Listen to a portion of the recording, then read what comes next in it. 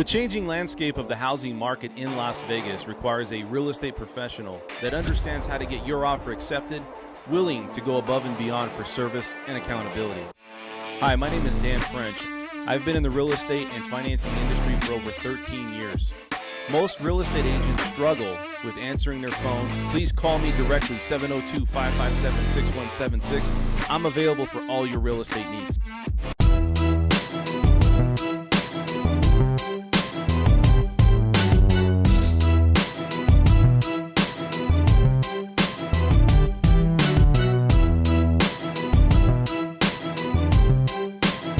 Dan's a fantastic man. He really is. Ladies and gentlemen, please welcome. This is Dan French. This is the French Workbench podcast here today on a Tuesday.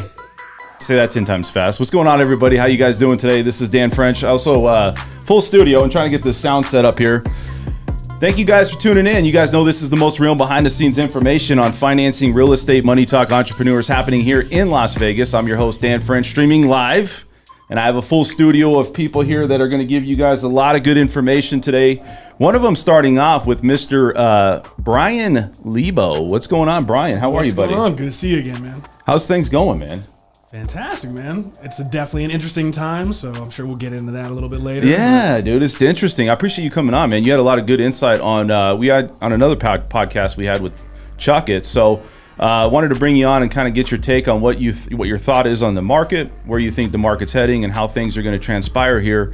So, man, what have you been up to? I mean, you've been just seeing this. Is this market still hot, you're seeing, or not really? Or? You know, the way I've been trying to explain it to people is it's like, imagine if you drove a Lamborghini to work every single day. You're used to a Lamborghini. That's not normal for people. Right. Now, if you go from a Lamborghini to a Mustang GT, which is a fast car, it's going to feel slow. Right. It's not what you're used to. So, right. So what we've become accustomed to is abnormal. These last 2 years have been anything but normal in every realm of society, and housing included in that, right? Yeah. So to go from an unsustainable period of time into normality feels tremendously different. So what I think we're experiencing here is we're slowly resuming normalcy. It's just going to feel a lot different. This isn't the first time I've gone through this cycle. Yeah. But it's going to feel different only because we've been used to lunacy for 2 years. Yeah, man. And Bryan, you guys don't know, but Bryan's he's got a history here with real estate in Las Vegas. He was a big REO agent. He had a lot of information to give us today. So I think more than anybody, I think you have a really good insight on knowing what made the crash happen last time, and then are we seeing the same effects? And I think that's what people want to know is the crash happening, or are we starting to witness a recession? And we'll talk about that. Inflation, We'll talk about housing. So let's go over here, and I want to introduce my other guest here. And we have Mr. Gary Groff. Gary, how you doing? This is Gary Groff. And Gary, you're with Gowden, right? I'm with Gowden Ford. Yeah, thanks for having me. Excellent, man. Yeah, and you were a past Chippendale dancer, right? That is correct. In another life, now I just look like I ate my former self. Yeah, so I'm love it. You know, was with Tournament of Kings when I first moved here to Las Vegas. That was my first show. Tournament of Kings at the Excalibur. Had involvement with them for the last 20 years as well. Kind of a family, and then my other family with Chippendales. 10 years with them in involvement, and just a lot of interesting stories through performing and resilience. I know I have some questions about the Chippendales part, but it's crazy that you've been involved in two things that people travel all around the world just to come to see. The show, and then the Tournament of Kings, which if you have not seen that, I think it's one of the coolest shows I've ever seen on the Strip. There's nothing better than eating some chicken and watching people kick the crap out of each other with swords. Yeah. It's interesting, to be able to tell people, I used to swing swords for a living, and they look at you and they think you're lying, and they're like, no, seriously. Or they think you're still in the Chippendale show when you're saying you're swinging swords, right? Yeah. You got me thinking of like the cable guy. Two different forms of weaponry for sure. There you go. But Famous in some areas, infamous in others. Yeah, so you guys know that familiar voice over there, Ethan Earhart. He's back, AEY Marketing. What's going on, buddy? How are you? Oh, man, I've had a killer week. Some great stuff going on. I can't wait to share with you guys tonight what I've been working on, but I'm excited for this show. We got some awesome people here tonight. Dude, we got some great people today. So I want to talk a little bit about what you guys have been doing real quick. So you guys know that we're going to talk a lot about real estate in this podcast. We're also going to talk about financing. We're going to talk a lot about what's going on with the entrepreneur side, but I like to get to know my guests, right? And so we want to know a little bit about Bryan, a little bit about Gary, also Ethan, about what's going on with you guys. So, Bryan, what did you do, man? Anything new happening this last weekend? Anything new? You know what? For the most part, I live a pretty mellow, boring life. Like, the excitement expired, right? When I was younger, that's when I tore some shit up and had fun. Oh, yeah, dude. My stories are like 90s and 2000s. I'm boring now, man. Now I just relive the old memories. Dude, everybody in this room seems like they hit the gym quite a bit. I mean, I just look at Bryan. I mean, we got him over here. He was the past Chippendales. You're a bodyguard over here. And then you got Bryan over here, man. Your shoulders are popping out of your shirt, man. Apparently that's all I do. I hit the gym a lot? Yeah, you know what? I am literally a man of routine. So I think a lot of us are, man. We love that routine. You know what I mean? I think a lot of us want that, you know? Eat the same breakfast every morning, the same lunch every day. What do you eat for breakfast, man? What's your routine? Literally every morning I wake up, you know, I have like a little like pre-workout thing that I have, but literally every day it's one banana, like 2 scoops of pineapple, protein powder, drink that. Literally I drink it out of the blender bottle. Run to the gym, after the gym, post-workout protein, and then the same thing for lunch every single day. You know, you make your prep food, so I have chicken thighs and. Are you fanatical rice. Like about stuff? Like if you eat something, can you eat something bad and be like, I'm good? I'm 100%. not really. So here's the thing, literally, I am a walking dichotomy. So I don't like to think about food. Like those things are like unnecessary stressors to me. So if I'm working and I'm in the zone, the last thing I want to think about is where I want to go for lunch, what time. Yeah. So it's kind of like a set it and forget it thing. Yeah. So for me, I find comfort in that routine because it's just one less thing. Now the difference is, I mean, what? You have 7 days a week, 3 meals, 21 meals a week, right? You count your calories? Hell no. So I eat you healthy. don't count your wait, man. You don't count your dude, everybody knows like, hey, you gotta be on a 2,500 calorie diet, rice, chicken. Like, I mean, you don't do any crazy. of that. No, so the reason I eat the same thing for breakfast, the same thing for lunch, is I can control that. So now for dinner, I'll eat whatever the hell I want. If you want to have a 6-pack, dude, let's kill some beers. Let's do that. Yeah. By controlling some of it, that allows me to let loose with the rest of it. So that's where I found my comfort is I'm not going to change my lifestyle. I'm not going to be the dude that goes out and has a salad with the fellas. Like, that's not going to happen. I'm not that worried about it. Yeah, it's like I tell my kids, the only math I do is dollars. Yeah. Right. Like, I'm not exactly worried about calories or whatever. Yeah. It's everything equates into dollars. Yeah. I'm really good at calculating 3% of something. Exactly. That's a real 3%. Not very good with arithmetic, but you put a dollar sign in front of it or calculate 3%, I'm on it. Love it. Right. Now, I stuff my face as much as possible. Every weekend, I go through a couple pints of ice cream. I definitely get that double thick, like crust from Blaze Pizza. Right. I'll shove a whole large pizza to my go. face. You don't think twice about that. You're not like, hey man, I don't know if I can do this because I'm just gonna feel like crap afterwards. Like, cause me, I feel amazing after I eat an entire pizza. Yeah, take a nap. What about you look at Blaze Pizza? Do you eat Blaze Pizza a lot or not? Every weekend almost. Or I'm eating Blaze, sushi, and I'm stuffing my face full of ice cream every weekend. No joke. How about you, Gary? What do you do, man? Do you calorie count? I don't calorie count. I'm a lot like Bryan over here. You know, I do meal prep. I have somebody that helps me with my meal prep. You know, the amount of hours is, you know, as more of an entrepreneur type of person. Right. You know, just like all of us. You get used to that grind, and so it gets to the point like I don't have time to cook all the time, so pay for somebody for the meal prep, throw it in my lunchbox, which is more of a is a Yeti cooler. It's like more of a refrigerator lunch crate, but yeah, you know, so I throw 3 to 4 meals of that in there, nice, and I'm just eating off of that all day long. So I mean, you look like you could pick up a truck, man. I mean, you're a pretty big guy. I mean, what's your height? I'm 6'4", and Wow. currently rolling around 320. Wow. So, but you know, I mean, I you don't look like you, and I'm not, but you don't look 320. Right. You look like you definitely hold your weight really well. I carry it well. Yeah. Svelte You know, 320. Right, yeah. Yeah. So you were. Let's talk a little bit about your situation. So you were somebody that was Chippendale dancer. You know what I mean? You talked to, you're now working at Gowden, but you were a Chippendale dancer. Take us through the process. Where did you start living? Like where are you from? So I moved to Las Vegas from Louisiana. Grew up mainly in Albuquerque, New Mexico.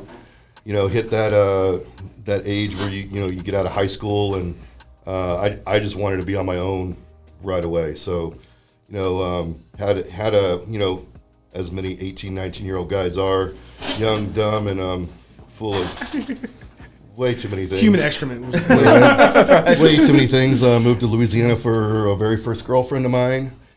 Dude, you always do it, man. Everybody Yeah. does it for a girl, man. It's just like, do you ever think man, what was I thinking? Yeah, You know what I mean? I always do Sometimes it's worth it. that. Is it? Yeah, I think so. I don't know, man. To me, I just I haven't done it yet, no. but But you've heard it, right? I think it'll be worth it.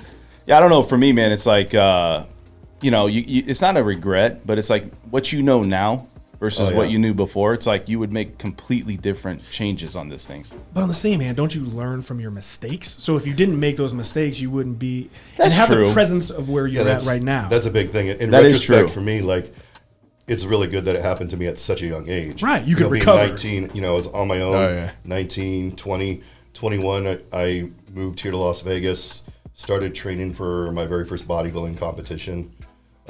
Moved here to get ready for that, and at the same time, the same week I did my first bodybuilding competition, I got my first contract, my first show contract here in Las Vegas This is the city for it. with Yeah. Tournament of Kings. So Nice. So I moved here and started accomplishing exactly what I wanted to do. Yeah. So was with Tournament of Kings for 2 years. Didn't renew a contract with them, and then that's when I took about a month off and leaned out a little bit more and went to an audition for Chippendales. And So listen, we gotta hear more Love about I got this. to hear Sadly. about. I got to hear about this. So, and you guys can chime in. But so Chippendales, right? So, I mean, what is the psychological position women's minds are in when they actually enter into Chippendales? Like, what do you? I mean, is it just like, hey, What are they man, expecting? Yeah, like what is that? What are they expecting from you? Right? I mean, what are they expecting from the show? well, They want you to grind it in their face. so I think the outlook from women compared to men in this aspect, women are way more just wild about it. They're more aggressive. It's like they get with their girlfriends and they make a plan to go out. It's an event for them, and they just lose their minds. Yeah. And that's what they should do. Forget about the reality of what you're in and go to the fantasy. How many women did you actually go home with each night? That was good. Like, That's this what we is all the want to know, one right? thing That's we what we wanna wanna know. know. The stories I've heard, it's just I don't know if it's true. Dude, I'd like to think it's true. Yeah, some things need to remain classified. I know, but let's say G4 this, man. Was it classification. double digits? I mean, the amount of average. women that actually, because look, we know a lot of women, they go there and it's like a fantasy thing. Yeah. But do they really back up that fantasy and go home? You know what I mean? And I think that's what people are worried Maybe like, not to you, but have you heard of this happening? Well, things do happen. And sometimes maybe it's just a situation of, there's only so many of us. But, we could certainly pump up the tires on the bike and extend? someone There we else go. can ride at home, Right. so to speak. So, we provide a service in society when we do this. Right. Because the ladies go home to their men. And Yeah. they're ready to go. yeah, they're ready to go. So like, I mean, dude, it's crazy because you got that happening and then you got people that are sitting there going, should I actually get into that? How do you get into something like that? I mean, because you don't get recruited, do you?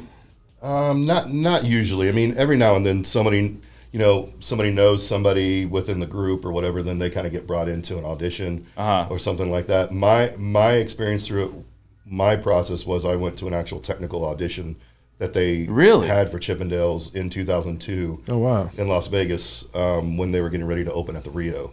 So they had auditions through Miami, Chicago, New York, L.A., in Las Vegas. And I imagine like thousands of people would show up to this. There was a lot of guys. I think there was probably close to 80 to 100 guys That went there? to the audition that I was at. Oh, okay. So, and then out of all those auditions, out of all those cities, Wow. they gave 2 guys contracts. Oh wow. Dude, that's crazy. You like beat out a winning the lottery. lot of people, man. So that's at the Rio, right?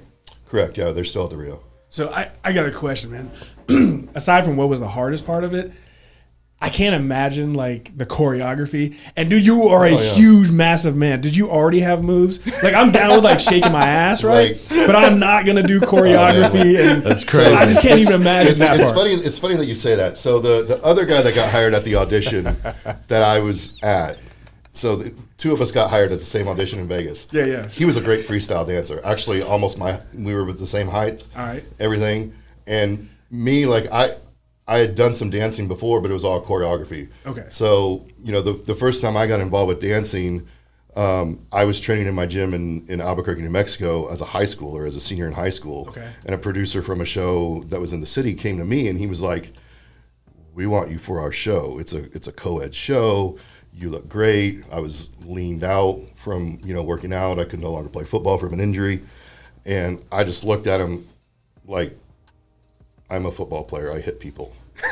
He's like, that's all we need in this show. And he was like, "But you know how to move, right? Because you're a football player." Right. And I'm dying to know what Yeah. your school of dance was. Was it like pop and lock in? Was it hip hop? Was it no, ballroom man, just waltz? Like, Like, what was it? Just don't expect me to do it by myself. Just show me the choreography. Give me the 8 counts. There you go. Tell me what to move where and here and at what 8 count, and I can do it. There you go. But I was one of the bigger Chippendales that they had on hire.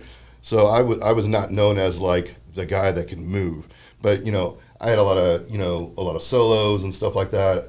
I was hired as one of Chippendales' Tarzan characters. Oh, and wait a things like second, that. man. I got to bring this up. Because I had long hair before my kids started making me lose my hair. You gotta get a picture. I Oh man. had like it was like it was Like Fabio. It was a flowing, just lion's mane. Just, Some like frosted tips. naturally curly. There you go. I had like 4 different colors in that thing. And I just rocked. Dude, it. so It was you just guys have pure saw sex. Married with Children, right? Of course, man. No Okay. ma'am. Dude, remember Zorro? You lost the wedding ring down Zorro's Oh, pants. yeah. Did you have a name, man? Did you have like a stage name? No, I kept my normal name as my stage name. Some Really? guys would adjust their name or use a stage name. I just never. I would be like, this dude's the butcher because he's bringing the meat. I'm just a very like just literal chill guy. So I'm like, I'll just use my own name. Nice. I'm Gary. That's funny, man. So let's talk a little bit about, you going to transitioning. So first off, I want to get one other story, maybe a couple of stories. So what is the atmosphere like when you go into Chippendales? Like, is it just chaotic? I don't know anybody that's ever gone into Chippendales. And I know you're kind of an entrepreneur. I mean, you think about it, you're getting tips. I know I don't know if you get hourly or anything, but you're getting tips, you're getting paid. So is this like just you walk in and it's just showtime? Like you just got to be on, girls are on you. Like what goes on in there? Well, there's a little bit of differences between all the shows that go on. So in Vegas, there's no actual like physical tipping going on in the shows. It's a full blown show. When we had shows going on tour with US Tour, which I was involved with for years, Yeah. you would get tips through that. Really? So Yeah. you don't get tips? The reason why you don't get tips is because it's a Vegas show on the Strip. So Wow, I didn't know That's that. a thing, I guess. Yeah, I didn't if know the that. girls would be tipping the males, like if they go through the crowd and they tip them, it's considered solicitation. Oh wow. Really? So you can't do it. So how do you make money, man? I mean, just everybody throws it in a jar or something, and y'all After the No. party, it's the after party. No, Then it's a Vegas show, like So it's like hourly. Tournament of Kings. Yeah, Wow. the guys are contracted. So they're on a salary for performing. And Okay. Then, Dude, I was they make way extra off. money through probably promotions. We had all these and pre like photos, we had all Yeah. these permanent like I got way more sorted ideas in my head of what's Yeah. So go for it. I got kind of lucky though because I opened the show in Vegas in 2002. I got to tour as a tour lead for the U.S. and Canada tour, and then I did a show for a little while when we had a limited showing in Reno. The only show that I didn't do was the European tour, and even when I had some time off, like at one point I flew out to Germany because I was dating a professional ice skater at the time who was performing. It just got so much more interesting. Wow, Yes. man. Who So was who's that? performing- Who's that professional ice skater? It was a girl I dated. Oh, you- Did you she don't get wanna hit bring in the name knee up. with the stick? What's that? Did she get hit in the knee with the stick? Did we get like some kind of hint? There was stretching exercises. So yeah. Does it rhyme with Ansi Sheridan? Well, so let's talk a little bit. That's crazy. So it is. So it's more like an hourly. It's like a real entertainment show. And Yeah, then- it's Yeah. a full blown production show. wow. You know, and I had no idea. I yeah, thought it was and you know completely these different. these guys that do these shows on the strip, you know, like they put in a lot of work. You know, whether it's Chippendales or Magic Mike or the Thunder from Down Under guys, like they're full blown productions. So they put their time in, and it's a lot of people see like.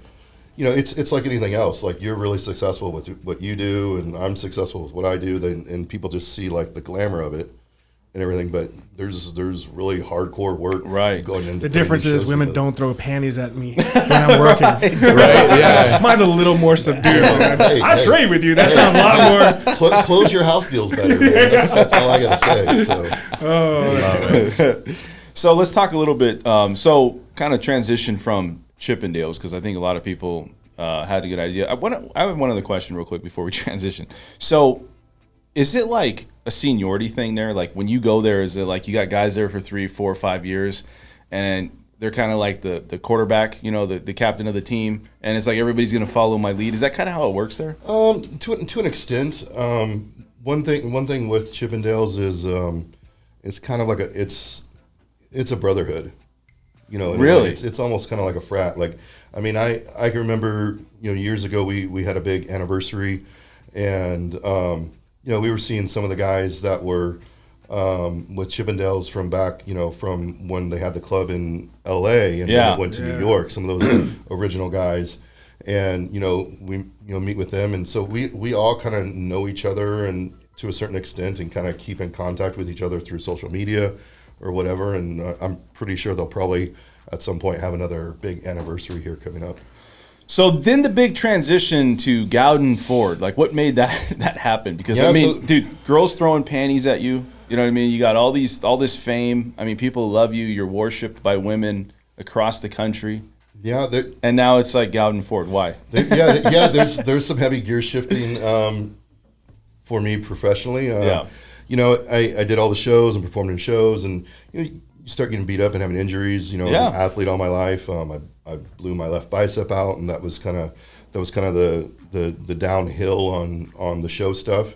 From carrying all the women. I really think that might have been part of the initial damage. Those 2-3 girls. But yeah, I ended up blowing it out on tour at one point. But I went from the shows to kind of going into repo and personal protection stuff for a while. Nice. Kind of got in with some things, and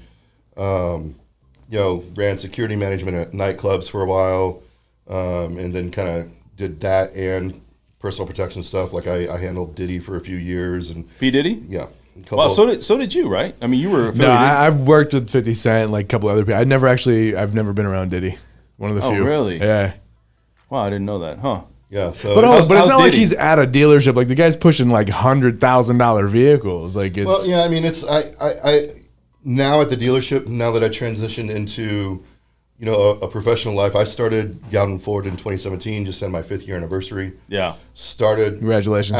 Thank you so much. Yeah, nice. Started on the bottom on the sales floor, and after about 3.5 years, they promoted me to a commercial vehicle manager. Nice. And I kind of had I'm a car and truck nut. Oh yeah. I've always loved fast cars, muscle cars, trucks that were souped up, the Raptors, all that. So what does a Raptor go for today, man? Like, where's these numbers? Because we know. Let's talk about cars, because everybody knows right. these cars are going crazy. And when is this going to stop? The housing market seemed like it will stop. We'll talk with Bryan here in a second. But what's going on with this car situation? Like, it's crazy, and it's a lot like the problems with the housing market and construction markets, and literally everything. Like everybody's kind of in the same boat, so to speak. the inventory issues are an issue. And, like what's happened over the last 2 to 2.5, 3 years is kind of like created like this massive ripple effect. Really? So, it's not something that, if you have somebody that's telling you, oh, we'll snap out of this in 6 months, like you're eating Cocoa Puffs in a When you say inventory issue, are you too many cars or not enough? Not enough, man. People are buying them like crazy. Yeah, they're getting snapped up. There's production issues, still that are happening, and inflation is causing more people to buy more cars. Even the prices are going through the ceiling, and people are buying them like crazy. Oh yeah. That's nuts. Yeah, but is inflation like really the issue? Like, is it because they just can't get the cars delivered? I mean, what is the real issue of why these cars? Let's kind of go over that inflation point and like what people are buying cars at the price point. So the market's kind of changed from 3.5 years ago to where people were coming into a dealership. And, they walked in and ran into a salesperson and they said, well, Mr. Salesperson, I'm looking for an F-150.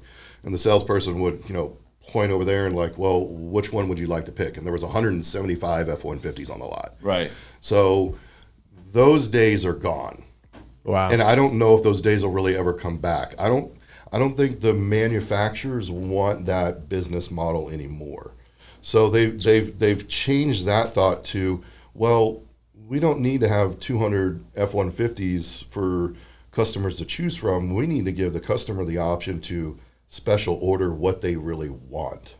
And that's then we build that vehicle that they want. Yeah. So that customer is coming in, they're putting a deposit down on what vehicle they want a special order. That order's going in, and more times than not, unless it's some sort of crazy specialty vehicle like a GT500 or a Raptor or on the Porsche side, like a GT3 or something, if it's a normal vehicle, the agreed upon price is an MSRP price, because you're hearing about, probably like, oh, there's price gouging and things like that. It's not really happening. So what is happening is that since there's no inventory on the lot and a vehicle doesn't get bought or a rare stock unit comes in and it's available, then the demand is so high and it's the only one there that's available. So that's when that market value adjustment gets put on the vehicle. It's not what people are special ordering that they're getting this market value adjustment. It's well, there's 2 trucks here that are available. So that's why instead of it being the MSRP price, it's the price that is posted for it. So even with the limited amount of what's available, you can still get your hands on some pretty hot stuff. Oh yeah. Okay, so if someone wants to come into Vegas and they're like, hey, I need like you said, the Ford GT. Yeah, like, GT500s are really hard to get a hold of right now. But you can get Shelby's, Shelby trucks, Shelby Super Snakes. Right. Things like that, stuff that's really hard to find and get. If you're coming to the right guy or whatever, and you get with the right Gary. consultant, yeah, AKA the guy that looks like he eats all the time, then we can probably get you taken care of. It's nice. It's like anything. It's resilience and finding resolutions and solutions for what the client's needs are. And if the client needs to figure out how to get a hold of these Shelbys or whatever vehicle it is, if you're with the right person, it could get figured out.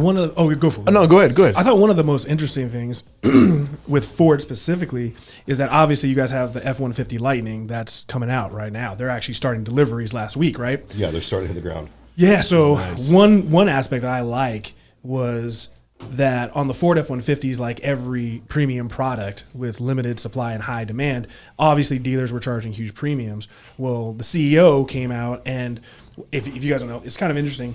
They basically went out to dealers and said, look, if you guys are charging exorbitant amounts of premiums on these F-150s, all right, but we're not going to give you distribution for other elite vehicles like GT500s, et cetera, et cetera. Right. And let me clarify on that a little bit on how that's gone, because there's been some things in the media on just dealerships in general doing that sort of thing. And that situation is so say a customer orders a Lightning, a Platinum Lightning, decked out, your MSRP is $94,000. Right.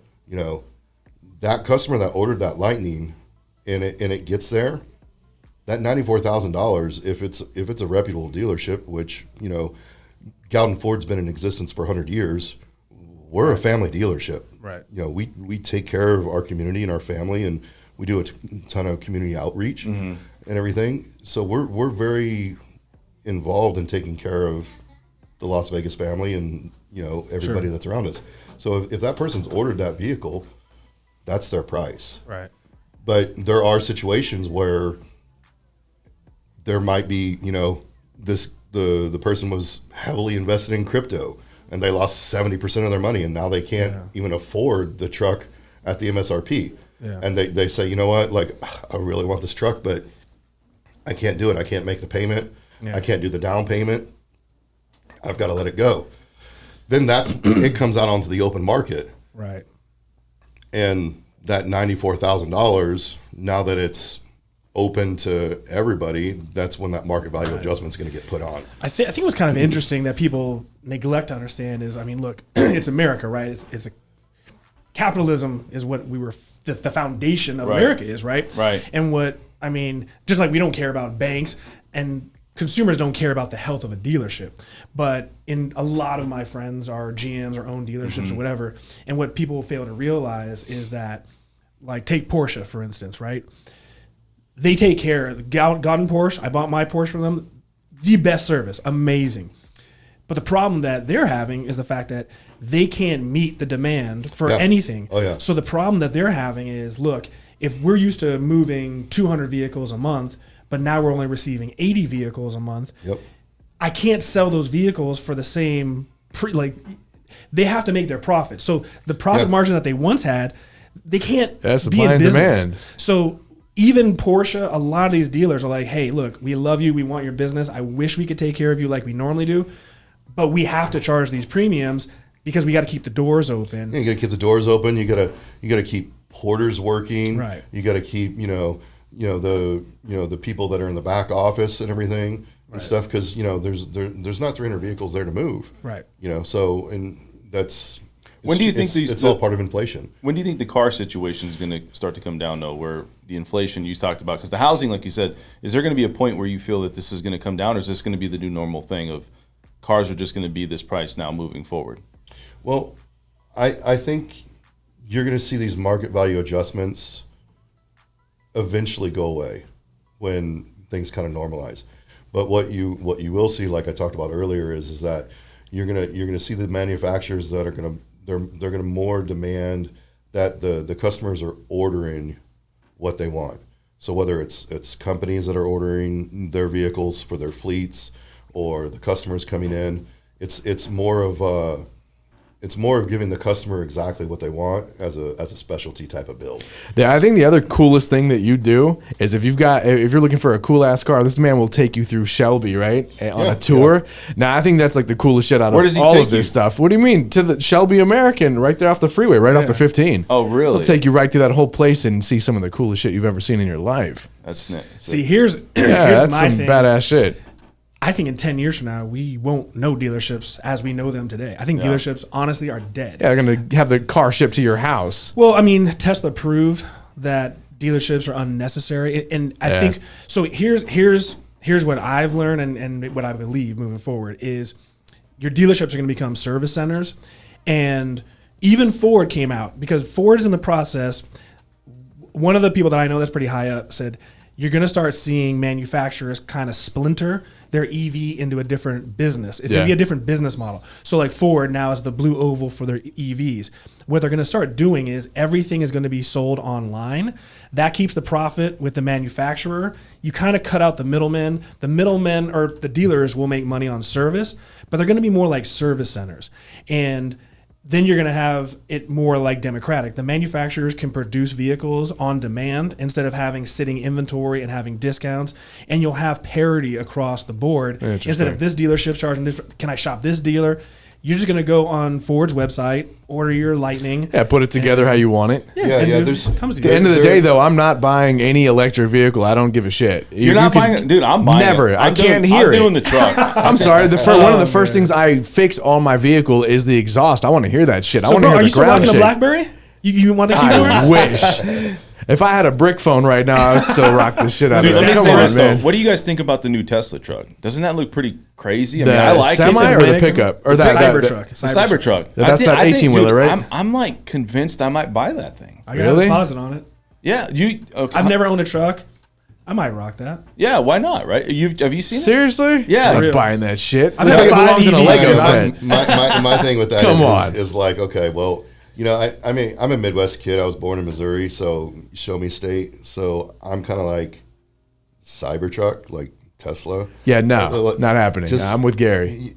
Yeah, but think about this, First man. of all, you prove got, it to me. Like, yeah, prove, but you prove have. that this thing's going to be on the road too. You know, but you know there is starting to be more EV manufacturers coming out. You know, like, you know, you may have seen like a couple Rivians on the road. I've seen Rivians. I've seen like 1 or 2 in town. You know, driving on the road. That was kind of interesting to see. Yeah, but what if Gowden comes out and says, "Hey, man, we're going to start doing electric"? I mean, you wouldn't rock electric. You wouldn't ride a. I mean, because Well, look, you know, there's I loyalty. They are. They have the Mustang Mach-E, the Ford Right, 150 you know, Lightning. Man. my opinion on that is I try and keep an open mind, but I do lean towards the side with Ethan because I'm a little bit of a purist.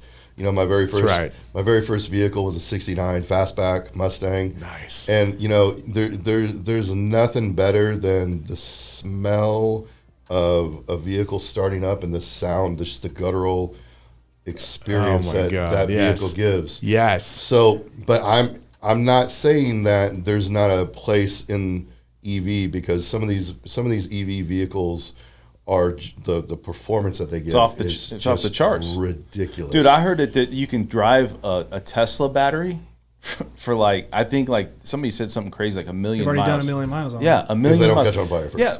Well, but think about it. I mean, Yeah. if they figure that part of it out, Yeah. I'm not saying it's going to like, but dude, that's just, Well, dude, you don't have to. They already have solid state batteries. I mean, just came Yeah. out a couple days ago. I think it was BMW partnership. They're bringing out the first solid state batteries. That's going to be Right. a massive changer. But Well, I mean, I've had 5 EVs. I have a electric motorcycle. I got a Yeah. Ducati. I love loud, and I also love. There's places for both. You know what I mean? Again, as a gearhead, I've got an Audi R8 V10 Spider.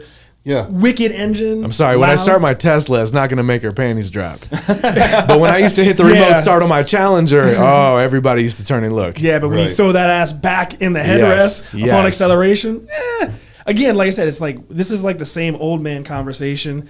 One, it's like when iPhone came out, you're like, I can't type on this damn thing. This is Right. fucking worthless. No one's bringing back a BlackBerry. Well, you know, it's like everything. Like everything evolves. Yeah. Like I mean, It has you know, to. if we look at the auto industry when it very first started out, you know, with a Model T on the road, I miss my horse. You know, my horse doesn't break down. Right. compared to where we are now, Right. you know, and now we're at this pivotal point now where, you know, is the technology changing in some point with EV? Absolutely, it is. Is it going to overtake the market completely? It's arguable. I mean, there'll always be somebody that doesn't want that. I mean, there's a market for everything. There's enough people out there to buy everything. It's just hard to compare against something that's like, you know, you have limited, you know, maintenance on the car. Oh, yeah, for sure. You know, and it's like you said, it's on demand, right? If you'll make it and so I don't know. Like to me, I was just like you. I mean, I was like, I don't know, man. I don't think I'm going to do that. I don't think I'm going to. No. Yeah, and that I just technology is going to evolve more as far as with EV stuff. Like, you know, you're going to see that truck that, you know, had a range of 320 miles. You know, maybe in 5 years, you got a range of 500 miles. You know, and that's kind of where I'm like, I kind of lean up more on that side of like, okay, well, hit me up when that EV could go 500 miles. When I could Or drive, pull a boat. when I could shoot down to Phoenix and still have, you know, 170 miles left on range to where, you know, I can go out to eat, shop real quick, you know, hit a movie, go back to the hotel and charge my vehicle up. So here's the thing. There already are vehicles like the Lucid Air that gets a legit Lucid's 500. a great example, yeah. The reality is, if people think that you're going to get 1,000 miles out of a charge, the technology really is not dedicated. The problem is this: there's battery density and the weight. Yeah. So I mean, in theory, we could easily have a Tesla. They just double stack the batteries. Bastard will go 800 miles, no problem. But the problem is now you're going to have poor handling, and there's also a trade-off because the heavier, the slower, and the less efficient it becomes. Well, you know, the battery technology is it's gonna move forward, and from the side that I'm on with Ford, you know, I know for a fact that there's R&D teams that are developing better battery technology within Ford, and they're putting a ton of money into it. So the key is actually in the charging. It's not so much the batteries, because think about it. You could have a gas tank. You could have a car that goes 1,000 miles. Just put a huge gas tank. It's just unnecessary because it takes 3 minutes to fill up your tank. Once we get the charging infrastructure and you have the charging, if it took 5 minutes to charge your vehicle, no big deal. The bigger problem right now is, like, I own a home with a garage. So when I come in, every couple of days I plug in my vehicle. Right. If I lived in an apartment, I would not want an EV. Exactly, yeah. That's not a very good experience for people. So I think internal combustion engines are dead. It's just a matter of time. But really, it's the charging infrastructure. That's going to change everything. You're going to get adapters. You're going to get people like me who own homes that it's convenient for. I'll tell you what. I don't want an internal combustion engine. After living with them, I've had EVs for 6 years. I'm not paying $6 for gas. I'm not dealing with any of that. Right. I'm not dealing with a lot of issues. I never have range anxiety, but I also have the luxury of being able to charge the thing like my cell phone at night. Yeah. And I get that. Like I'm just not I'm not at the point where I'm ready to let go of the dream of my 800. Yeah, no. You're not all in. Shelby. Yeah. No way. I'm with Gary on that. I still want something that can breathe fire, and you know, there's gonna be that niche market. Yeah. You know, just like anything else. You know, and there's gonna be people that always want some sort of specialty vehicle. Sure. And you know that's gonna be a thing. Well, when you need that specialty vehicle and you're in Vegas, come see Gary Gowden Ford. Speaking of man. specialty vehicles, Right? SVT. Yeah. He'll hook you up with that $150,000 Raptor real quick. All right, Exactly. we got to What keep happened moving to- here. So I just want to say this. First off, Gary, thanks for coming on and talking to us a little bit about the car sector, talking to us about a little bit about where you came from. And stripping. And stripping, right? And, dude, if you guys want to see Gary, go down to Gowden Ford. I mean, He will not be stripping. He will not. I don't want to end up in HR. I mean, whatever the price is, though. What if the price is right, man? What if somebody comes in and says, "Hey, I want to buy 5 cars, but I need you to strip"? Are you going to do it? For a Ford Show me that GT, dick. man, you know, you might get a little nips up, you know. All right, let's go ahead and move over here, man.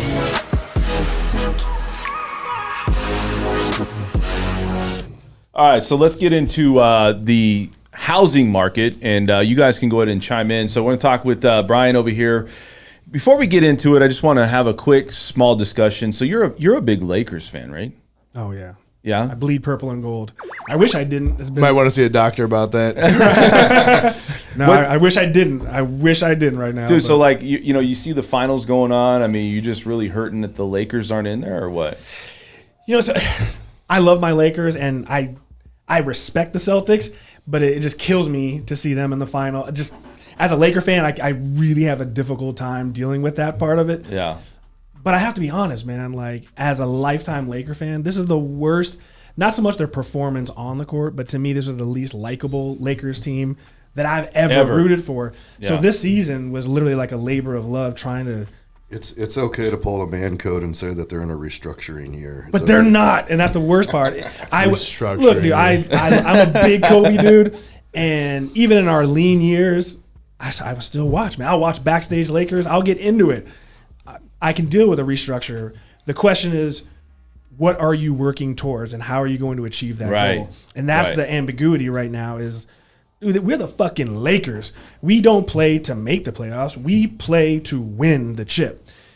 And the problem is, we're kind of stuck like in a purgatory. I don't see how this Lakers squad is going to win the chip. So the question is, if you're not going to win it all, then what are you doing? Yeah. So, like you said, I would rather just blow this up. You got to figure out what you're good at and where your deficiencies lie. And with this organization, there are clearly some good aspects. Rob Pelinka is great at evaluating talent. We're good at developing young players. How long you been a Lakers fan? Like you started 20 think years in the ago? womb, man. You I heard really? Chick Hearn. I heard Who Chick got Hearn. you? So who got you set up on the Lakers? Well, I grew up in LA. Okay. And, you know, in the 80s with Magic and Showtime Lakers, I mean, come on, man. I mean, it's LA. No one in LA ever cared at all about hockey. And then Wayne Gretzky showed up. Motherfuckers strapping on rollerblades. I'm playing hockey in the street with tennis balls. We're lighting tennis balls on fire. Like, dude, hockey's kind of cool. Yeah, because he came through. Yeah, because Wayne Gretzky signed with the Kings. Yeah. So growing up in LA, yeah, I mean, you're either a Laker fan or you just are just a hater, and you're like, all right, I want to be different. I'll be a Clippers fan. There's like what about you? Clippers fan. Are you a Clippers fan? Hell no. Oh, what? I'm from Vegas. I was born here, so I don't even like the Raiders. I have trouble really with any of that. Like you said, hockey. We've had a hockey team here for years, and no one went to watch them until we got the Knights. Yeah. So like suddenly, who's your basketball team? Oh man, do you have one? I don't have a favorite team. No. So who would you like to see win? Listen, hold on. The Spurs. He jumped off the lake show. The Spurs were good. They had a lot of real old players. The Spurs for me were like the oldest team as far as like the age of the players, like the people that were around like the longest. And they, I think, overall had probably one of the best teams throughout the course of basketball. Right there. That's like respect for the game. The Spurs were like, it's like watching paint dry. I have nothing but respect for the Spurs. They put me through hell. Hey, I move slow too now. Yeah. You know about that big fundamental. Yeah, Timmy. But no, that was beautiful basketball. But as a casual fan, boring, right? Like, yeah, but I mean, you have for instance, you have people like on the Lakers, right? You've got players that are 19, 20 years old, and they're going up against some of these players on the Spurs that are twice their age, easy. Yeah. So it's like playing against your dad. It was also a system. Popovich, he's been there 20 plus years, and there's what I love about the Spurs is they have a culture. Like the Miami Heat have a culture. You go play for the Miami Heat. You know what it's going to be. Yeah, but about. Do you think the Warriors have a culture? Yes, they do. See? They definitely have a culture. So certain teams have a certain style of play and a certain style of conduct. So like we're talking about the Spurs, Popovich was one of the first coaches to really bring on the European basketball players. And Popovich's style is no one ever who played for the Spurs is like beyond super exciting. Even though they had great teams, if you took like Tony Parker and dumped him on another team, they're not a championship team. No. It's the system that made them so good. Miami Heat, you're going to come here and work your ass off. You're going to be tested for your body fat percentage. Yeah. And you're either going to be able to deal with the physicality and the mental aspect, or you're not here to play for the Heat. So you're saying to me that then you're the finals going on right now that you want anyone the Warriors. But the Celtics. Anyone but the Celtics. Is it that bad? Huh? So you can't be a Laker fan and like you can't be rooting for. Is it the Celtics. number of championships? Is like you just want to have that extra? Is that what it is? Mean you got to have the one up, and just again, like I actually love the coach. Yeah. I love Marcus Smart. You got to respect his game. You got to respect Jason Tatum, Jaylen Brown. He's studying at Harvard. I mean, you got to respect that team, but as a Laker fan, you just can't do it. So you don't like any Boston team at all? Nah. The only professional team I actually enjoy is from Boston. I refuse to even go to Boston. I'm a diehard Bruins fan. Gary, you watch any basketball or not at all? I'm not huge into basketball. I loved watching basketball when I was younger, like back in the day, like, the Bulls when it was Jordan and Pippen and Rodman and Luke Longley, because I grew up in Albuquerque, New Mexico. So Luke Longley went to UNM. And, that was just a time in basketball when it was just kind of magic. That was back when they were good. Yeah, and it was just like a whole nother experience, whole nother experience to watch. And it's for me, get a little bit older, like real life kicks in. Yeah, and it's just like you only have so much bandwidth. That you could cue into different sports and everything. So I watch like the weirdest shit. I don't do basketball much either. I watch NASCAR and hockey. So really, yeah. You said something about AC Green. So what was going on? That's the last time. That's the last time I watched basketball. Right. That's funny that you mentioned like the NASCAR stuff because it's like it seems like the auto stuff, even though EV's kind of kicking in, like it's becoming more of a cult. Like NASCAR, F1. I mean, look, we've got F1, dude. F1 coming to Las Vegas for 23. Dude, I brought a video on that. Yes, everybody's ready for that. If they ever get an EV car in NASCAR, I'm done. Like I'm done watching What sports. if the engine sounds the same though? Like what if it sounds like I don't Like think a so. boombox It's on not top of the happening. NASCAR? you know, you It's start not up, gonna it's like, happen. come on, guys, just play along. It's bad enough they somehow snuck Toyota into NASCAR when one of the words Right. in NASCAR is American. It's American stock car racing. There's how did Toyota get into it? Don't know. Whole nother story for another time. But Right. yeah, that's all I watch is hockey and NASCAR. It's my thing. Dude, we could talk sports a lot. So let's Oh, get into yeah. the housing market. I think a lot of people want to know, and you guys have, like I said, an opinion on it. So this housing market is seeing the big shift, I feel, right now. Just starting. It doesn't mean it's happening, right this minute, today, this week, but we're looking maybe 9 months, right? Could it be For a what, a buyer's dip? market? For a dip, yeah. For a dip in Well, 9 we're months? dipping now. We're dipping now. Yeah, there was that link I sent you. It said it's up like Yeah. 75%. What is that, like the So price? Here's the thing. Well, first of all, I just gotta say, this is fucked up. I gotta come on after I got Magnus Magnuson over here talking about stripping. I feel like the weatherman coming on the Listen here, news. Brian. Like, Tell us Listen about here, the man. housing market. I'm trying to buy into the market, so all right, tell me what it's going to be like in 6 months, and don't fuck with me. 'Cause I will come for you. I will eat you, and I will eat your children. I'll Brian's like scoot the over my Rain Man. EV. You won't even hear me going, bro. No, man. So let's talk EMS Yeah. talk. I mean, you guys. So you brought up an article. It was large amount of people out there think that this is going to crash, but yet we saw last month that we saw all-time highs on prices of homes, and Ethan over here brought it up to me. So what's your take on this thing? So this is a really, really fascinating moment right now. Right now is a very, very pivotal moment in real estate. And the reason is this. The news reports what happened. The news is not reporting what's happening. They have no concept of necessarily where we're going. They just report what happened. And the news that you're getting is from the statistics from this past month, which reflects the buyer's behavior 30, 45 days before that. So effectively, you're always kind of getting old news for today. Now, the reason why this is so fascinating is because, like I alluded to earlier, perception is reality. And when you are in an abnormal market, right? Whether the market's going up or going down, anytime you have an emotional market, logic no longer dictates. And I want that to resonate with So anyone what watching. is logic though? Because like some people, let me say this. Some people, and this is just a discussion. I look at it as, do I need a house, right? If I'm somebody out there that has a family, logic to me is, yes, you want to buy it at the dip, or you want to wait till rates come down, or you want. But at the end of the day, like if you got a family, it doesn't matter what that is. That kind of. So maybe that's part of it. Well, what right? I mean by logic is this, like, like let's say there's an overpriced home that you want, and you're like, damn, this home is ridiculously overpriced. Like, no fucking way. Well, in the last 2 years, to be quite frank, it's like, look, either you want it or you don't want it. But there's 20 other people there that want this house. So if Right. if you think it's overpriced, you're entitled to your opinion. But there's 19, 20 other people. Oh, yeah, someone's that are going to buy it take immediately. Yeah. The moment Right. you say, It's just hold like on, the let me cars. get back to Yeah, you. yeah. Like- And people are coming over from California, and they're seeing a house that's 1.3, and they're like, wrap it up, I'll take it. Well, so the problem is the intrinsic inherent value of properties no longer dictate, because what you will quickly realize is if you were evaluating these properties based on logic, sometimes it just doesn't pencil out. But the problem is you put in a logical offer and you get smacked right in the face.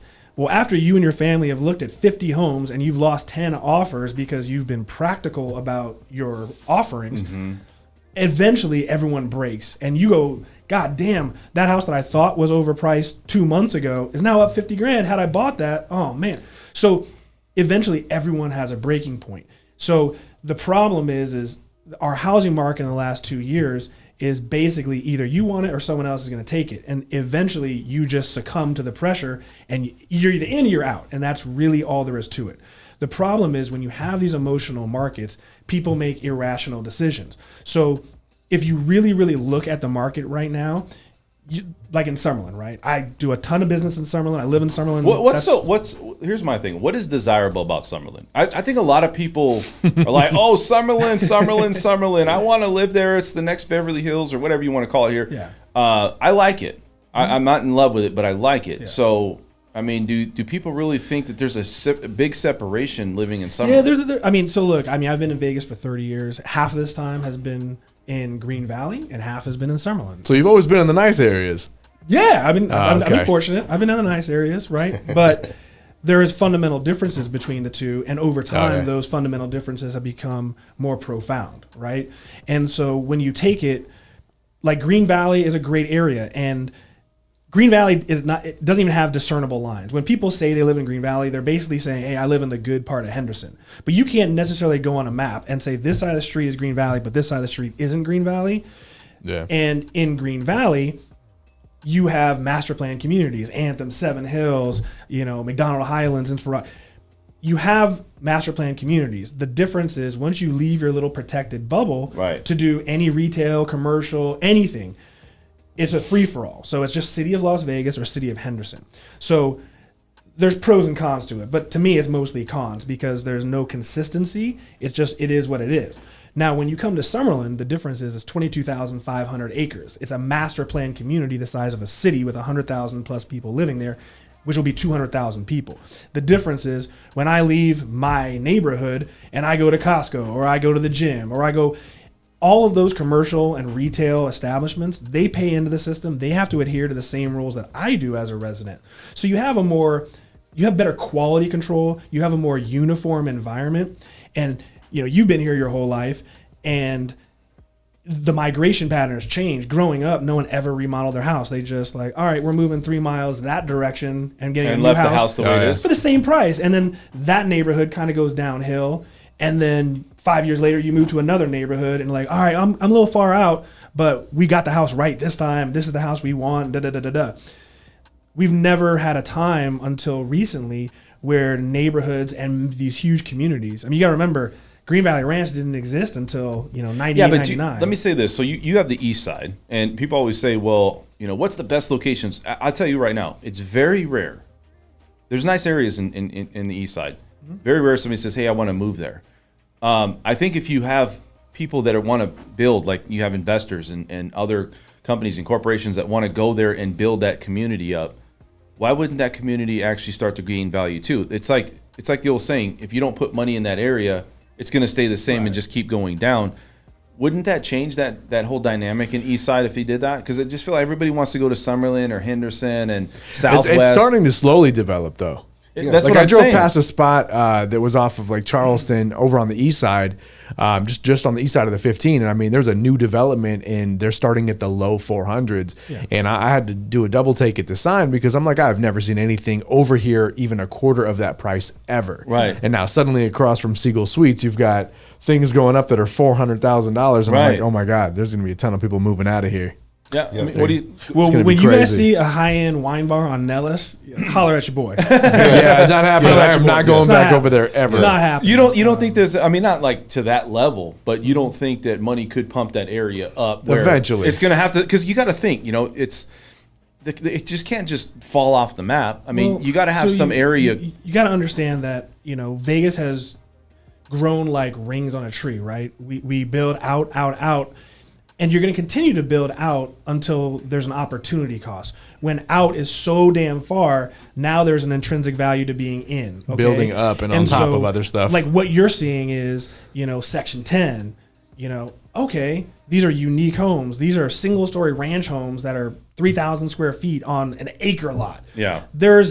Some people don't want cookie-cutter life in Summerlin. They want a mid-century modern, and that doesn't exist. So... yeah. Section 10, those areas have become really, really popular, and the values have, because there's an intrinsic value to that.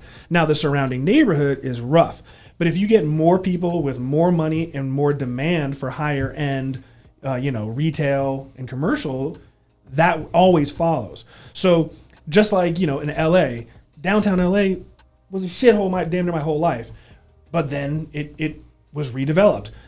Santa Monica, just like downtown Vegas, same thing. Yeah. Sure. They completely Same thing. redid it. Vegas. So downtown Vegas has grown a lot. Like I'm kind of a Summerlin guy myself.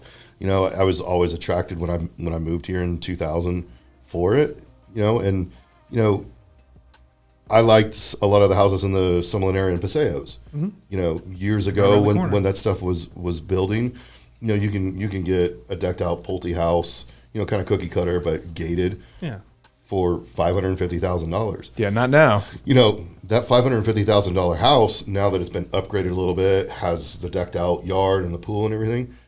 There's houses in that area going for 1.4, 1.6. Right. So that leads me into asking you the question of, so these houses now that were only $500,000 a few years ago that are, someone's swinging for the fences and trying to get 1.6, and they'll probably get it 1.6 from somebody that moves from California and grabs it. Not anymore, are we going to start having a problem of, these people that bought in at this, are we going to be underwater like it was in 2008? Do you think we're heading towards that? Really, really good question. So kind of going back to what I was saying before, as far as the actual value of properties, a lot of that just got thrown out the window. So for instance, you can go up to Reverence in Summerlin. To me, it's an inferior location. Everything, if you need to get some groceries, the grocery store is not Summerlin. That's not Summerlin. You're driving. And you're it's just not to me. But so to me, it's an inferior location. But a 2,000 square foot home with a 2-car garage is going to set you back 1.2. That's fucking insane. Inherently insane. But someone's going to pay it. But someone's going to pay it. People have been paying it. But now the difference is, look, when you come here and you're looking for a house and everything is vaporized in 2 seconds, like I said, eventually you're like, yo, all right, what do I have to do to just lock this house up? I give up. So you can allow these things to exacerbate. And especially with new homes, it's just blown through the roof. So to me, there's a lot of exposure. If you bought a house in the last 2 years that's brand new, you probably overpaid by a lot. And you're, depending on how much money you put down, you might have some issues. You might want to jump ship. Now, you'll find out soon. Think about this. So you're saying if you bought in the last 2 years that you would consider that you overpaid for this house? You really need to consult with an agent and really evaluate. And here's why. Because again, even if you put money down, the inherent value of that property may not be what it was ever. It was always overpriced. It's just no one cared that it was overpriced because you could get whatever you wanted. So here's my point is, you could get a 2-year-old Pulte home in Reverence that's 2,000 square feet, 2-car garage for $1.2 million. All right, cool. That's ridiculous. You could get effectively the same type of home in the heart of Summerlin, in a gated community of all single-story homes for $600,000. Now, that home's going to be a little dated, but if you put $200,000, I mean, that's a ridiculous remodel. That's crazy. But think about it. Even if you put 200 G's into remodeling that house, you're still $400,000 less than that house, and you're in a better location. Eventually, when the market calms down, as a buyer, you start looking around. You go, why is this neighborhood so expensive? I don't know. Well, all right. Well, I'm going to buy in that neighborhood. So eventually, the market will correct itself. It's just over the last few years, we haven't had the luxury of time and patience and analysis. It just is what it is. Yeah. Now we are entering normalcy. People are flipping out because what we've experienced for 2 years was not normal. So now that we're getting to normalcy, it feels like a crash. But the reality is this is nothing. The fundamentals underneath it all are nothing like 2008. So I mean, you look at the rates, they were manipulated by the Fed, right? You look at the housing market. I mean, you had low supply, high demand. That was a little bit manipulated as far as people competing against each other. So you're saying that this is actually a market that's a normal, healthy market when you have enough inventory, when we're starting to see that. Right. We talked about this, price reductions. It's happening right now. We're seeing it on a few homes. Now, does it mean all the market's coming down? No, it just means that in certain pockets, you're starting to see price reductions, right? Well, and here's the thing that's difficult. Like a lot of times people go, how long was this house on the market? I know people want black and white, but the world tends to be gray. And so here's the thing. If your house is worth $600,000 and you list it for $650,000, yeah, you've done price reductions for 3 months to get it to $600,000.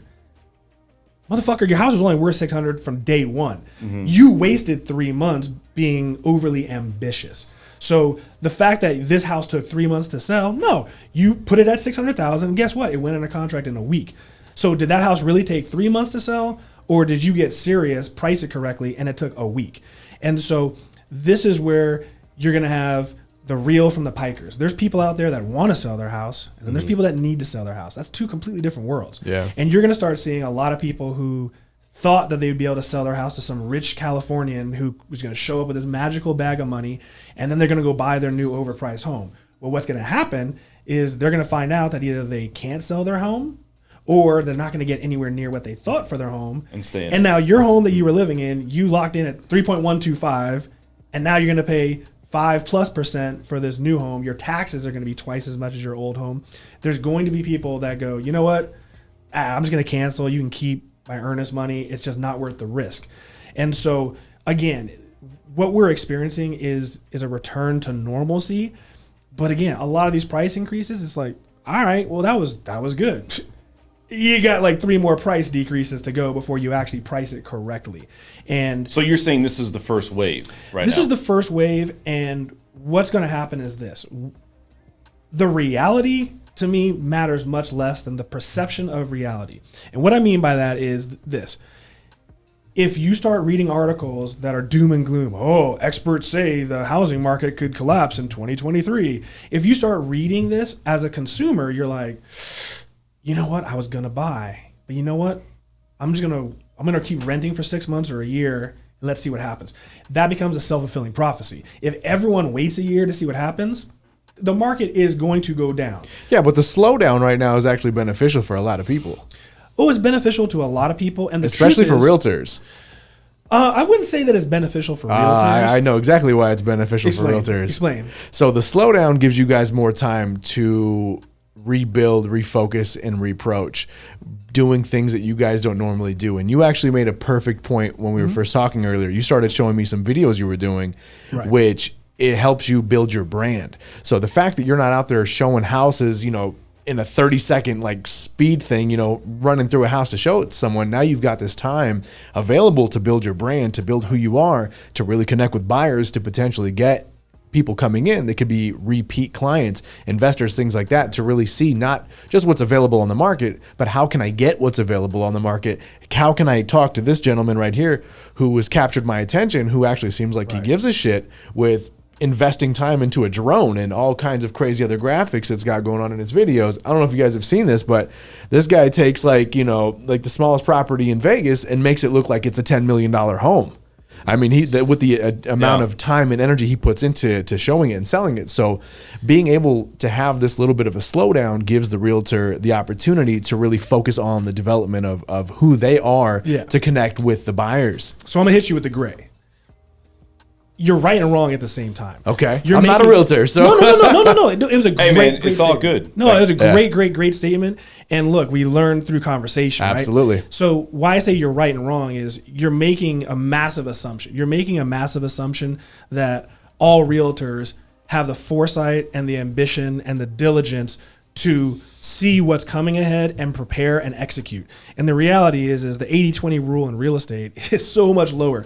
There's like 5% of agents out there that are really, really, really good and really handle their business. Right. The other 95%, they do a transaction every 6 months and they're flying by the seat of their pants and they are not going to be prepared for what's coming. I don't know anybody that takes the kind of time to really focus on what they're doing. Like you just said, they're flying through everything. Right. I don't meet many who stop, take the time to go, okay, who am I as a realtor? What is my brand? What am I doing at open houses? How am I really connecting with buyers to now that there's a slowdown, how can I still sell homes? Now you've got to add more of the marketing aspect to it because, people are waiting, like you said, for these decreases to come. Well, guess what? You can still sell that shit. You just got to find a way to sell that shit. It's like it will sell. You just got to find your sales technique. It's really only good, in my opinion. This is really, really only good for agents that are buyer's agents, which tend to be lower agents, because now instead of spinning your wheels writing 20 offers on a property. What do you mean? I'm just curious. Yeah. So you said buyer's agents are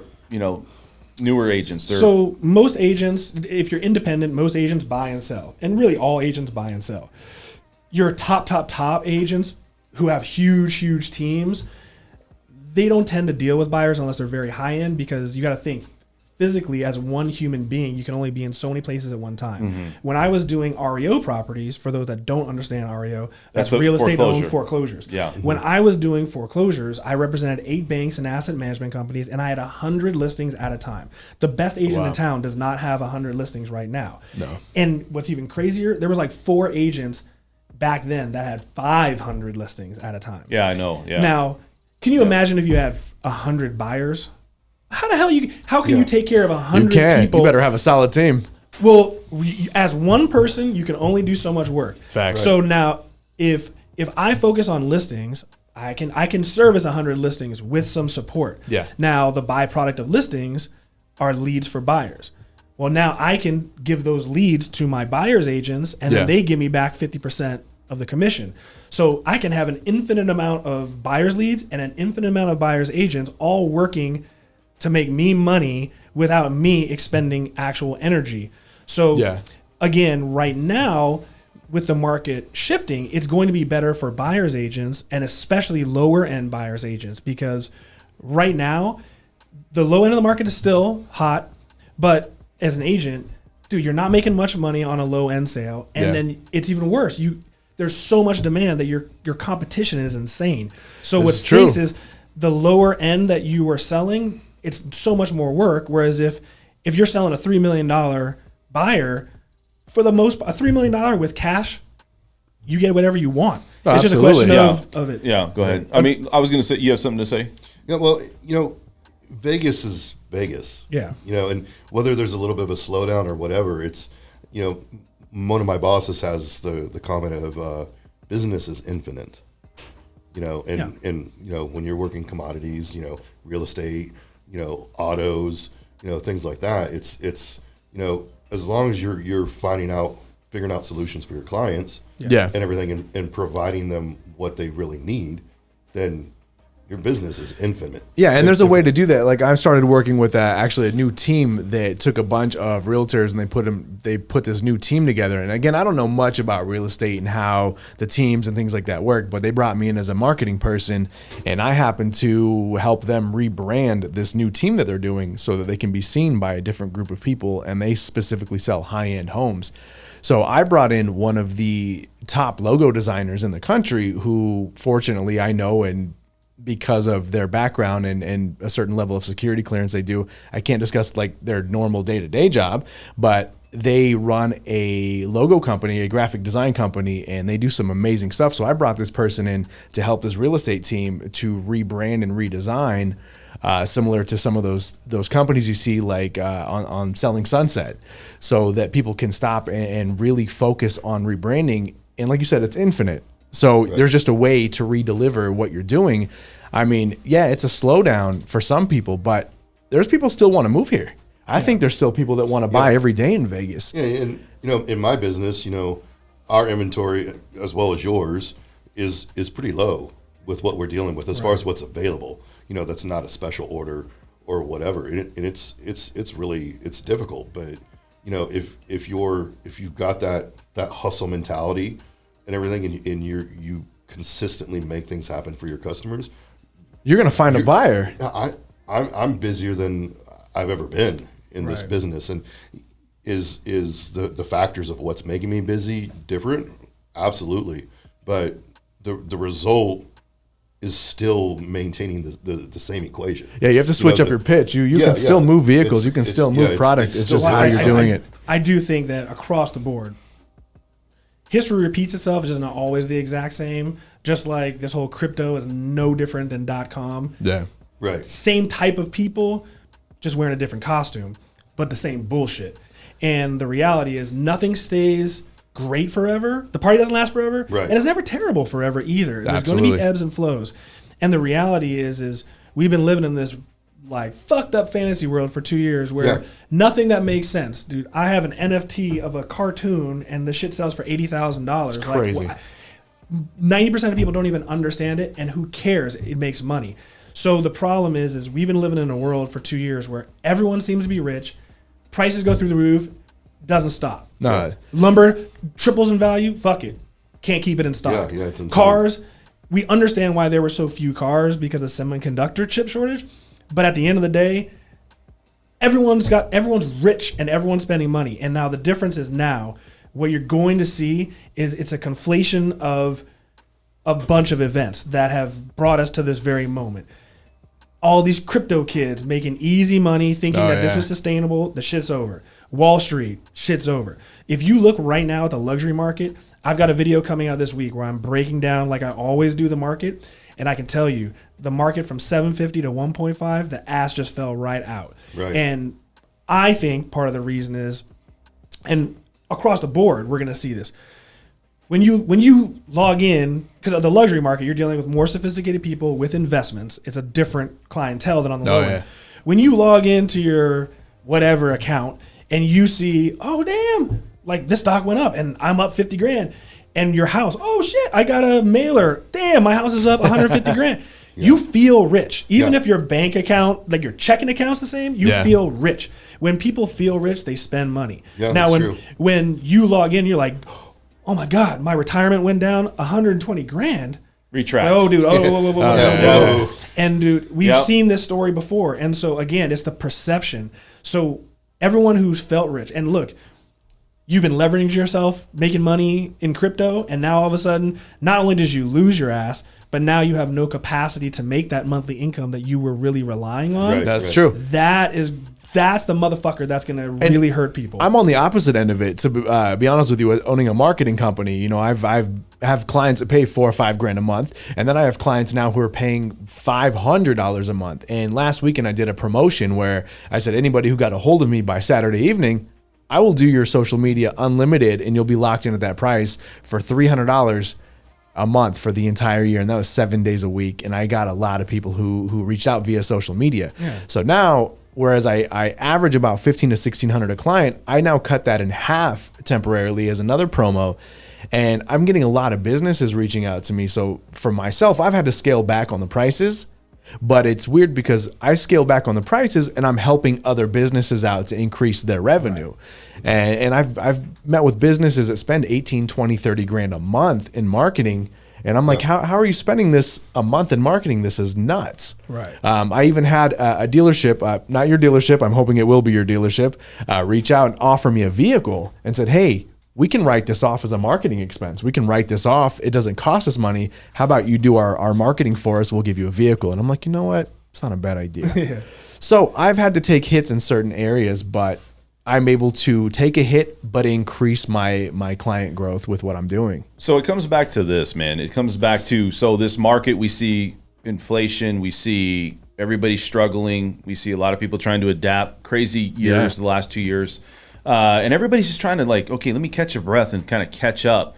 And at the same time, you're seeing that prices are starting to reduce. People are starting to, you know, I see that this market is starting to become a more friendly buyer's market subtly, right? What do you think? Do you think this market is going to have a crash or a correction, or what are we going to go through a recession? Like, what do you think about that? So the fundamentals underneath all the lunacy are solid. So what I think you're going to see is a nice soft landing. Now that not like a drop like in 2008, 9. No, see again, like that was a different perfect storm. Okay. But I mean, what do you think's going to happen if Ford just says, "Hey man, just walk into the dealer and you can just take whatever you want"?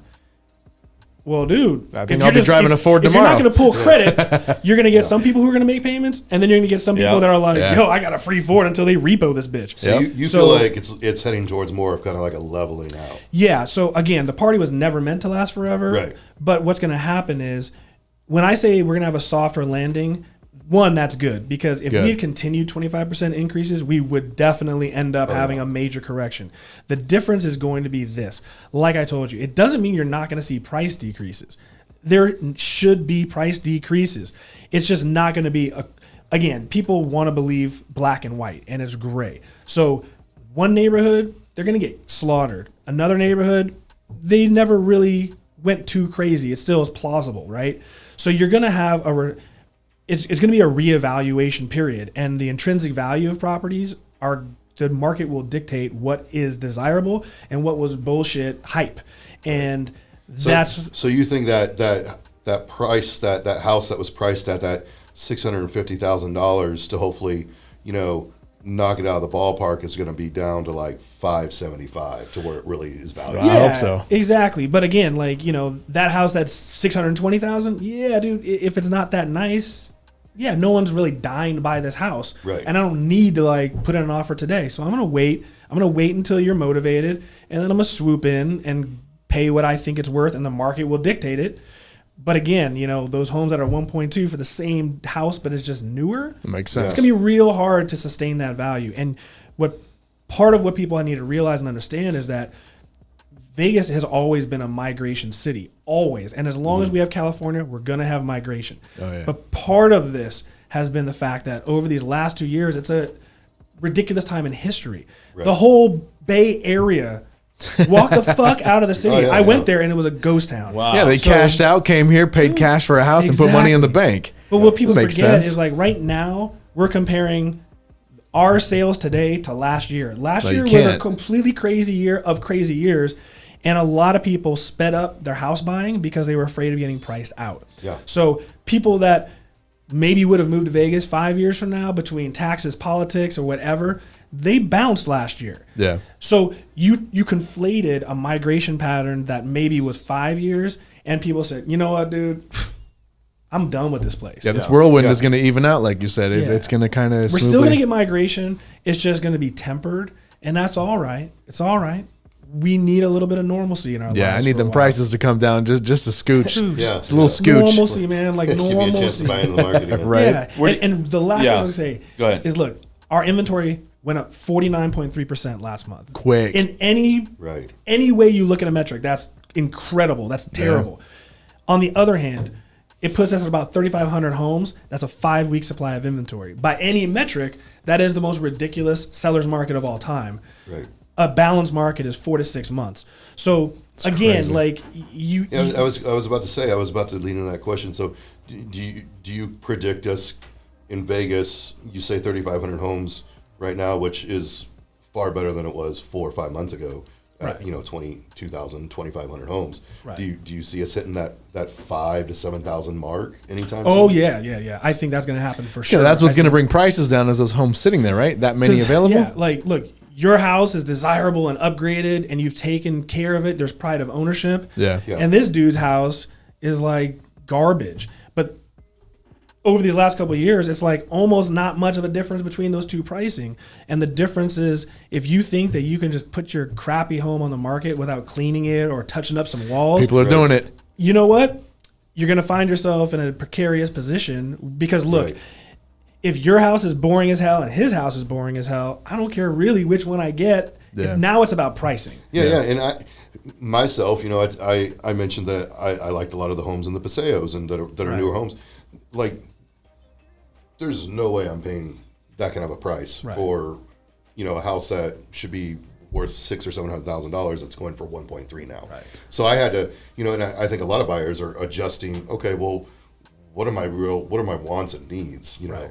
so you kind of you shift gears and you're like, okay, well, maybe I start looking at a house in Peccoli Ranch or in Desert Shores that it's a little bit older, but Right. somebody put $175,000 into upgrades in it, and it looks phenomenal on the inside. yeah. And you start to kind of play that game, and it's like, okay, well, I could buy into that and have a really heavily upgraded house with the custom tub in the master bedroom, and you know, more grayscale and updated tiles and everything. And it's just Right. like, you know, as a buyer in the market now, it's like, I don't want.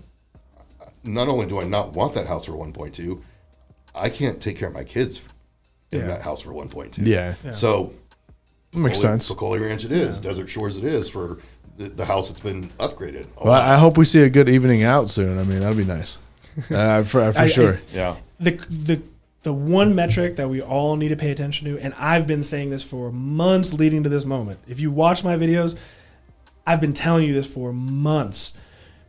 Inventory levels is what you want to pay the most attention to because it's just economics 101.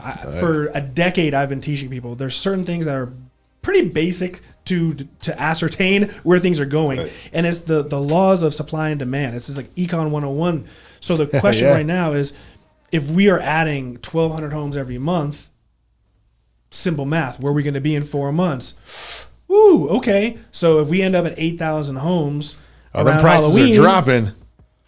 you know what? It's going to be a very different market. And I Yeah. think Oh, yeah. that's, I don't think we're going to have a crash, but we will have some adjusting and the market will see a lot more inventory. You Okay. think you'll start to see it to where it's like those people that really want to sell their house. It's like, okay, well, you're going to have to really offer that house for Dude, what it's comparing at. Well, if you want to get that top dollar for your house, baby, you got to like touch up those walls, man. You got to do a couple things. Otherwise, your house is generic. Well, shit, I guess we'll, homogenous homes. It just like I said, if your house is boring and your house is boring and you're on the same street, I'm going, how much are you going to sell it to me for? All right, you win. Cool. Yeah.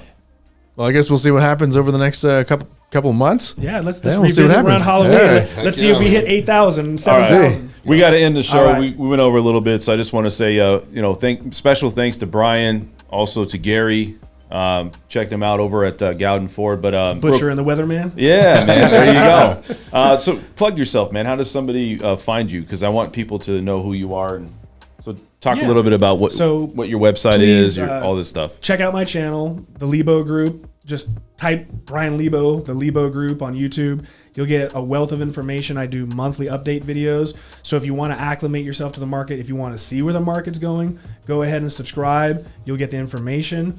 Easiest thing, if you need to get at me, just text me. 257-LEBO. It's 702-257-LEBO. Call me, text me, do whatever you got to do. Send up a smoke signal. I've seen his stuff on YouTube. He's got some good shit. So yeah. How about you over here, Gary? Plug yourself, man. You're over at Gowden Ford, right? Yeah, I'm over at Gowden Ford off of Rainbow 215, right next to Gowden Porsche.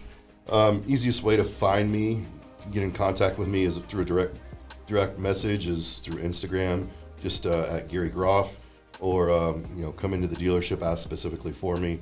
I'm in the Commercial Vehicle Center, so my office is in the back of the dealership off of Mall Avenue, the street behind all the dealers, but you can always come in and ask for me directly, and the receptionist will call me.